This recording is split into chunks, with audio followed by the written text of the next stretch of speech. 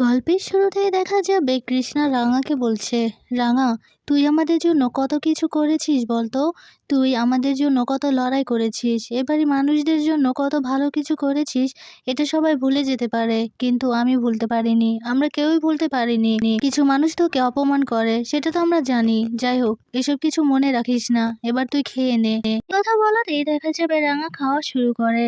এইদিকে সত্যজিৎ বাবু, অদিতি সবাই মিলে ভীষণ আনন্দ করতে থাকে রাঙার খাওয়া নিয়ে। এরপর কৃষ্ণা বলছে, রাঙা, বৌদি না বলেছে তুই যাওয়ার সময় তোকে বরণ করার জন্য। এই কথা বলতেই দেখা যাবে রাঙা খাওয়া শেষ করতেই কৃষ্ণা বরণ ডালাটা নিয়ে আসে। আর রাঙাকে যেই না বরণ করতে যাবে, সেখানে বরণ ডালায় থাকা প্রদীপটা নিভে যায়। এটা দেখে ভীষণ ভয় পেয়ে যায় সবাই। রাঙা তো অবাক হয়ে বলছে, এই প্রদীপ নিভা মানেই তো অশুভ কিছু, আমি এখন বেরোবো। আর এটা কোনো অশুভ কিছুর ইঙ্গিত নয় তো পিসিমণি? এই কথা শুনেই তো সবাই অবাক হয়ে যায় আর ভীষণ ভয়ও পেয়ে যায়। এরপর অঙ্কুর বলছে, আরে না, এসব কিছু না, আসলে হাওয়া দিচ্ছে তো সেই কারণে প্রদীপটা নিভে গেছে। আর অদিতি, তুমি যাও প্রদীপটা জ্বালিয়ে দাও। এই কথা শুনে অদিতি বলছে, হ্যাঁ, আমি এক্ষুনি প্রদীপটা জ্বালিয়ে দিচ্ছি। অদিতি গিয়ে প্রদীপটা জ্বালিয়ে দেয়। আর এরপর দেখা যাবে রাঙা ভয় পেয়ে আছে দেখে একলব্য রাঙার দিকে তাকিয়ে রাঙাকে আশ্বাস দেয়। আর তারপর কৃষ্ণা রাঙাকে আবারও বরণ করে। এরপর রাঙা বলছে, পিসিমণি, এবার আমি আসি তাহলে। এই কথা বলেই সেখানে চলে যায়। ওইদিকে দেখা যাবে কবিতা ও মা মিলে ওরা প্ল্যান করছে কি করে জঙ্গলে আরো প্রোটেকশন বাড়ানো যায়, আরো কিভাবে পাহারা বাড়ানো যায়, সে কথাই নিয়ে আলোচনা করছে সবাই। আর বড় অফিসারকে ফোন করেও জানিয়ে দেয় সবটা। তখনই সেখানে রাঙা চলে আসে। রাঙাকে দেখে তো উমা ভীষণ খুশি হয়ে যায়। উমা দৌড়ে রাঙার কাছে গিয়ে রাঙাকে জড়িয়ে ধরে। এরপর দেখা যাবে কবিতা এই সবকিছু তাকিয়ে তাকিয়ে দেখছে। রাঙা বলছে, সর, তোরা আমাকে একটু যেতে দে, আমি তোদের জন্য সবকিছু নিয়ে এসেছি। আমি জানি তোদের পছন্দ হবে, আমি আমার সাধ্যমতো চেষ্টা করেছি। তোরা যা বলেছিস তোদের জন্য আমি তাই আনার চেষ্টা করেছি। এই কথা বলেই লাকেশটা খুলে সবাইকে জিনিসপত্র দেখাতে থাকে। এরপর উমা আর তার পাশে থাকা মেয়েটিকে গিফটগুলো দিয়ে রাঙা বলছে, আমি জানি এগুলো খুব কম দামি, কিন্তু আমি খুব যত্ন সহকারে এগুলো এনেছি তোদের জন্য। আমি বুঝতে পেরেছি যে তোদের এগুলো ভালো লাগবে। এই কথা বলেই কবিতার জন্য রাখা একটা গিফট হাতে নিয়ে কবিতার সামনে গিয়ে বলছে, তোর জন্য এটা এনেছি, এটা তোর জন্য খুবই দরকারি, আমি এটা এনেছি। আমি জানি না তোর পছন্দ হবে কি না, তবে আমার মনে হয় যে এটা তোর খুবই দরকার। এই কথা শুনে কবিতা হাতে নিয়ে সেটা খুব খুশি হয়। এরপর রাঙাকে বলছে, ধন্যবাদ রাঙা। এই কথা শুনে রাঙা তো ভীষণ খুশি হয়ে যায়। রাঙা বলছে, থ্যাংক ইউ। এই কথা বলেই কবিতা রাঙার সাথে হাত মিলায়। এরপর দেখা যাবে কবিতা রাঙাকে বলছে, রাঙা, আমাদের কিন্তু খুব সতর্ক থাকতে হবে, আমাদের এই জঙ্গলে আরো পাহারা বসাতে হবে। এই কথা শুনে রাঙা বলছে, হ্যাঁ, আমাদের সবসময় প্রস্তুত থাকতে হবে, যে কোনো মুহূর্তে অ্যাটাক হতে পারে, কারণ ওই স্যাম বসে থাকবে না, কিন্তু আমাদের ক্ষতি করার চেষ্টা করবে। ওইদিকে দেখা যাবে জঙ্গলে স্যামের লোকজন ঢুকে পড়েছে হাতে মশাল নিয়ে। এইদিকে রাঙা ও মা আর কবিতা সবাই মিলে শুয়ে পড়েছে। আর তখনই জঙ্গলে থাকা পশু পাখির বিকট আওয়াজে রাঙার ঘুম ভেঙে যায়। এরপর রাঙা উঠে গিয়ে জানালা দিয়ে দেখতে পায় আকাশে লাল আভা। এটা দেখে ভীষণ ভয় পেয়ে যায় রাঙা, বলছে, এটা কিসের ইঙ্গিত? এই কথা বলে উমা কবিতাদেরকে ডেকে তুলে রাঙা। এরপর রাঙা বলছে, তোরা ওঠ, দেখ না জঙ্গলে কি হয়েছে, আমার মনে হয় জঙ্গলে আগুন লেগেছে। এই কথা শুনে কবিতা অবাক হয়ে যায়। কবিতা বলছে, তোর মাথা ঠিক আছে? কি বলছিস কি তুই? এই কথা শুনে রাঙা বলছে, চল না, দেখবি চল। এই কথা বলেই জানালার কাছে নিয়ে সবাইকে দেখাতে থাকে। এরপর কবিতা বলছে, হ্যাঁ, সত্যিই তো। ওইদিকে দেখা যাবে একলব্য নিজের রুমে ঘুমোচ্ছিল। ঠিক তখনই দেখা যাবে ড্রয়িং রুমে প্রমিতা আসে। ড্রয়িং রুমে এসে একলব্যর ঘরে আলো জ্বলতে দেখেই প্রমিতা বলছে, আক্কু নিশ্চয়ই লাইটটা বন্ধ করতে ভুলে গেছে, আমি গিয়ে লাইটটা অফ করে দিয়ে আসি। ওইদিকে দেখা যাবে একলব্য স্বপ্নে দেখছে রাঙাদের জঙ্গলে কিছু গুন্ডা গেছে সেখানে আগুন জ্বালাতে। এগুলোই স্বপ্ন দেখছে একলব্য।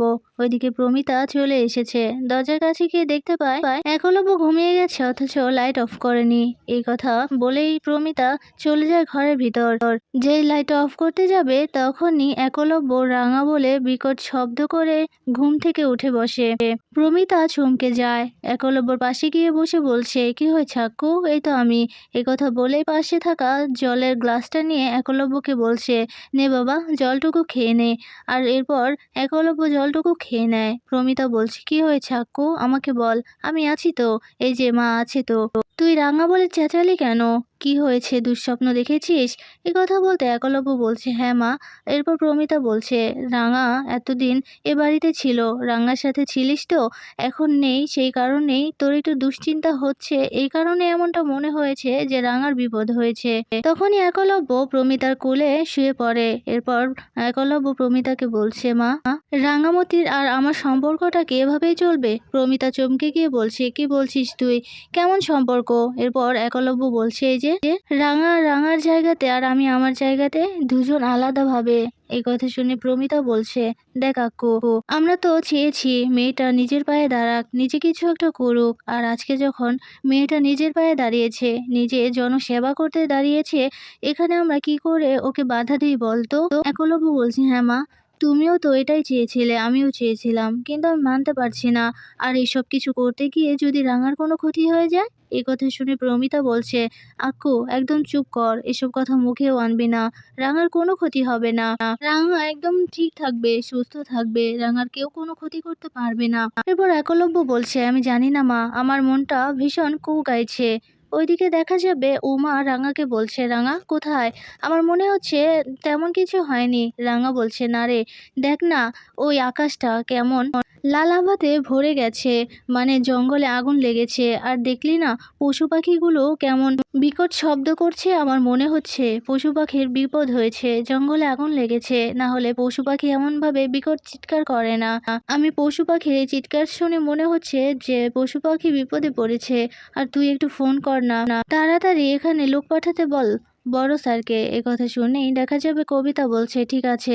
কবিতা সবটা জানিয়ে দেয় বড় অফিসারকে। এরপর সবাইকে তৈরি হতে বলতেই সবাই তৈরি হয়ে নেয়। এরপর বেরিয়ে যায় সেই জঙ্গলে যাওয়ার জন্য, জঙ্গলের ভেতরে যাওয়ার জন্য। ওইদিকে দেখা যাবে প্রমিতা একলব্যকে চিন্তা করতে দেখে একলব্যকে বলছে, আক্কু তোর খুব চিন্তা হচ্ছে না রে? দেখবি রাঙার কেউ ক্ষতি করতে পারবে না, কোনো ক্ষতি করতে পারবে না। ওইদিকে দেখা যাবে নবারণ ড্রয়িং রুমে এসে বলছে, প্রমিতা নিশ্চয়ই ছেলের ঘরে চলে গেছে, কারণ ছেলের ঘরে আলো জ্বলছে, সেখানে গিয়ে হয়তো গল্প বেঁধেছে। একথা বলে ঘরে যেতে দেখতে পায় একলব্য আর প্রমিতা দাঁড়িয়ে আছে। এরপর নবারণ বলছে, আমি ঠিক জানতাম ছেলের কাছে এসে গল্প জুড়ে দিয়েছো। আর ঘুমোবে না? চলো। আর আক্কু তুই ঘুমোসনি কেন? প্রমিতা বলছে, দেখো না, আক্কু না রাঙার জন্য চিন্তা করছে। একথা শুনে নবারণ একলব্যকে গিয়ে বলছে, দেখ বাবা, রাঙার জন্য চিন্তা করিস না, রাঙা একদম ঠিক আছে। আর মেয়েটা কত দায়িত্ব মাথায় নিয়ে ঘুরে বলতো, একদম চিন্তা করিস না। প্রমিতা বলছে, আক্কু তোর যখন এতই চিন্তা হচ্ছে তুই রাঙাকে একটা কল কর না। এরপর দেখা যাবে নবারণ বলছে, আমি না ওষুধটা পাইনি, রাঙা ওষুধটা কোথায় গুছিয়ে রেখে গেছে আমি জানি না, তাই পাইনি আর খাইও নি। আর প্রমিতা বলছে, কি ওষুধ খাওনি? দাঁড়াও, আমি একলব্যকে বলছি রাঙাকে কল করতে। একথা বলতে একলব্য রাঙাকে কল করে। ফোনটা বেজেই যাচ্ছে কিন্তু কিছুতেই ধরছে না রাঙা। এরপর প্রমিতা একলব্যকে বলছে, কি হলো, কলটা ধরছে না? এরপর নবারণ বলছে, দেখ মেয়েটা হয়তো ঘুমিয়ে পড়েছে, আমি বলেছিলাম এত রাতে কল না করতে, মেয়েটা ঘুমিয়ে গেছে, শুধু শুধু চিন্তা করবে, আমি বলেছি ওষুধ খেতে হবে না। প্রমিতা বলছে, দাঁড়াও, ওষুধ তো তোমাকে খেতেই হবে, আমি গিয়ে খুঁজে দিচ্ছি, আর আক্কু তুই ঘুমিয়ে পড়। একথা বলে প্রমিতা আর নবারণ চলে যায় আর একলব্য শুয়ে পড়ে। ওইদিকে দেখা যাবে রাঙা টিমদের নিয়ে চলে গেছে জঙ্গলে। আর সেখানে গিয়ে দেখতে পায় সত্যি সত্যি আগুন লেগে গেছে। এরপর কবিতা ফোন করে বড় অফিসারকে, ফায়ার সার্ভিসের দল পাঠাতে বলে জঙ্গলে। এসব কথা বলতে বলতেই দেখা যাবে রাঙা তো এসব কিছু দেখে ভয় পাচ্ছে আর বলছে, এই জঙ্গলের মানুষগুলোর কি হবে, আর এই জঙ্গলের পশু পাখিরই বা কি হবে? তাড়াতাড়ি এই আগুনটা না নিভাতে পারলে তো সব জ্বলে পুড়ে ছারখার হয়ে যাবে। ওইদিকে দেখা যাবে স্যাম ফোন করেছে সে জঙ্গলে থাকা সে গুন্ডাগুলোকে ফোন করে আপডেট নিচ্ছে সব। এরপর স্যাম বলছে জ্বালিয়ে পুড়িয়ে ছারখার করে দিবি সব। রাঙার খুব অহংকার, রাঙার খুব অহংকার, আজ রাঙার অহংকার মাটিতে গুড়িয়ে যাবে। এই কথা বলে ফোঁটা রেখে দেয়। এরপর বৃন্দা স্যামকে বলছে স্যাম তুমি কিন্তু এটা একদম ঠিক করলে না। জঙ্গলে কত কোটি কোটি টাকার কাঠ আছে, সে কাঠগুলো পুড়ে গেছে। এখন তুমি ব্যবসা করবে কি করে? কত বড় বড় লোকজনের সাথে তুমি এই কাঠ নিয়ে ব্যবসা করো, তাহলে এখন ওই টাকাগুলো ইনকাম কি করে হবে? তুমি একটা ভুল করতে গিয়ে কতগুলো ভুল করে ফেললে, একবার চিন্তা করেছো? স্যাম বলছে একদম কথা বলবে না, আমি যা করেছি ডিসিশন নিয়েই করেছি। এসব বিষয়ে আর একটা কথাও আমি শুনতে চাইনি, আর আমি শুনবও না এসব কথা। তুমি আর এসব কথা বলো না, রাঙাকে শেষ করব আমি। ওই রাঙার সাথে সাথে ওই ঝুমুর বলে মেয়েটা, ওই ঝুমুর বলে মেয়েটারও জীবনটা শেষ করে দেব আমি। এবার বুঝবে রাঙা কি করতে গিয়ে কি হয়ে গেল। এদিকে দেখা যাবে বৃন্দা মনে মনে বলছে এই স্যাম তো সব কিছু নষ্ট করে দিল। এখন এইটা যদি ভালোভাবে না হয়, এই প্ল্যানটা ভালোভাবে কাজ না দিলে তো যদি এবার আমরা ফেঁসে যাই, এই কথা বলেই চিন্তা করতে থাকে বৃন্দা। এদিকে দেখা যাবে ঝুমুরের বাবা মা সহ গ্রামের সবাই চিৎকার চেঁচামেচি করতে থাকে। এরপর ঝুমুরের মা আর বাবা বলছে আমার মেয়েটা ওই ঘরে আছে, আমার মেয়েটা ঘুমিয়েছিল দেখে আনতে পারিনি, আমার মেয়ে ঝুমুর, ঝুমুর তো মরেই যাবে। রাঙা সবাইকে সান্ত্বনা দিতে যাবে, তখন ঝুমুরের বাবা বলছে এই মেয়েটার জন্য আমাদের এই জঙ্গলে কালো আঁধার নেমে এসেছে। আমার মেয়েটাকে গ্রাম থেকে নিয়ে গিয়ে আমাদের উপর অভিশাপ ঢেলেছে। এই মেয়েটার জন্য আজকে আমরা এভাবে বিপদে পড়েছি, আমার মেয়েটাও বিপদে পড়েছে। একথা শুনে রাঙা বলছে তোরা চিন্তা করিস না, আমি কথা দিচ্ছি তোদের মেয়েকে আমি ঠিক ফিরিয়ে আনবো, তোদের মেয়ের কিচ্ছু হতে দেব না আমি। এই কথা বলেই সে আগুনের কাছে যেতে যাবে, তখনই উমা রাঙাকে ধরে নেয়। রাঙাকে ধরে বলছে তোর মাথা ঠিক আছে? কি করছিস কি? তুই আগুনের কাছে কেন যাচ্ছিস? ওই আগুনের কাছে গেলে তো জ্বলে পুড়ে ছারখার হয়ে যাবি। তুই কেন এমনটা করছিস রাঙা? এমনটা করিস না, এমন পাগলামি করিস না তুই।